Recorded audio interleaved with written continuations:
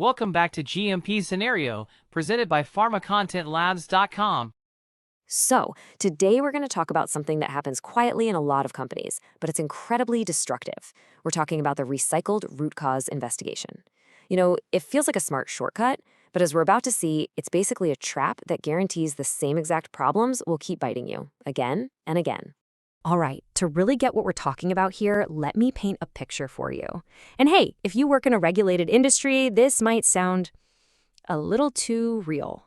Okay, so picture this. A quality assurance professional sits down to review a deviation file. Seems like just another day at the office, right? Another case to close, another problem to check off the list is solved. But then, as they're reading, they get that weird feeling. That sense of déjà vu.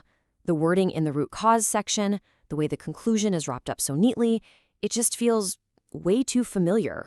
So, trusting their gut, they pull up the file for the last similar problem, and bam, there it is. It's a carbon copy, word for word. The only thing that's different is the batch number. The realization just hits them. It's copied.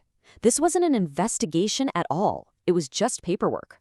All that critical thinking got thrown out the window for a simple copy and paste. And that moment right there gets to the heart of what we're talking about today. When does a real investigation stop and a really dangerous imitation begin? So let's put a name to this, right? What we're talking about is a recycled root cause. That's the official term for when someone just rips off an analysis from a past event instead of, actually doing the hard work of a new, evidence-based investigation for the problem that's right in front of them.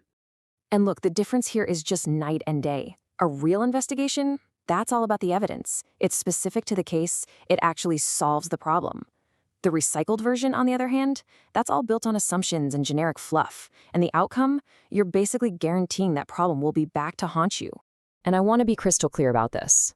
In a regulated world, especially under something like good manufacturing practices or GMP, this is not just a lazy shortcut. No way.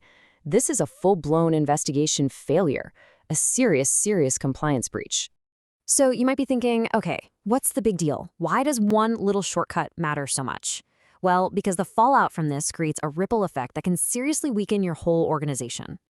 Well, first off, the most obvious problem is you're not fixing a single thing. By just assuming the cause is the same as last time, you're totally blind to the unique things that went wrong this time. The real cause, it's still lurking in the shadows, waiting to strike again.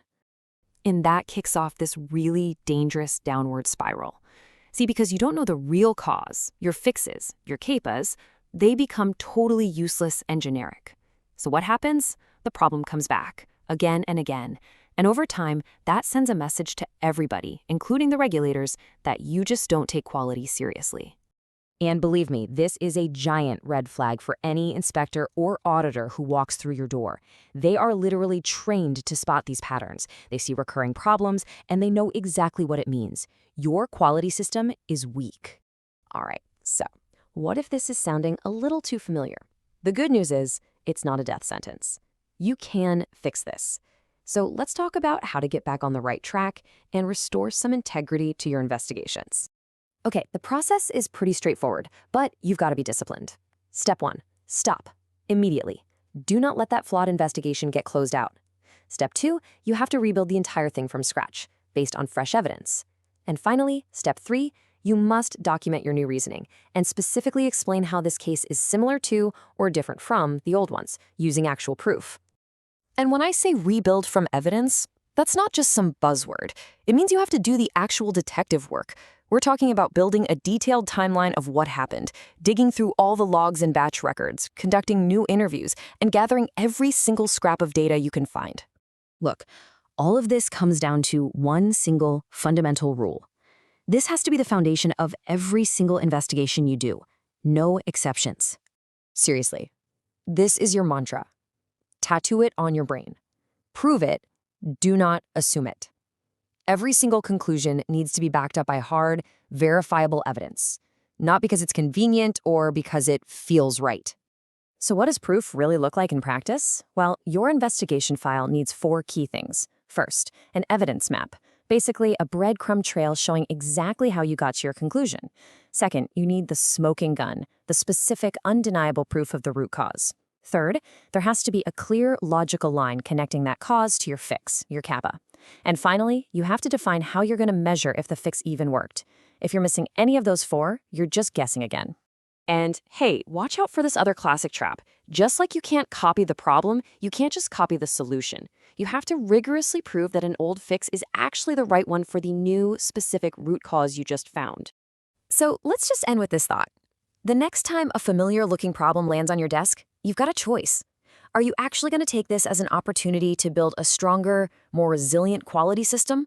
Or are you just going to borrow some words from last time and pretty much guarantee you'll be having this exact same conversation again soon? That choice? Well, it changes everything.